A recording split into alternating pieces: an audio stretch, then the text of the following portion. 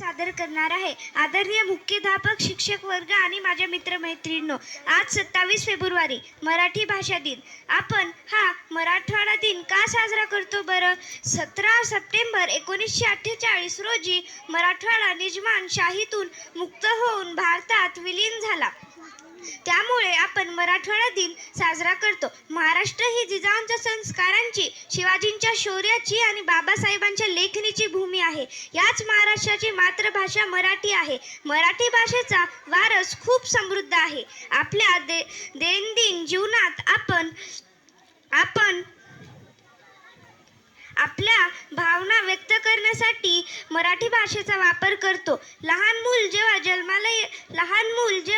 जन्माला येते तेव्हा त्याला कुठलीच भाषा माहीत नसते, परंतु त्याला त्याच्या पहिल्या ज्या कुजबूज गोष्टी होतात त्या त्याच्या आईबरोबरच होतात.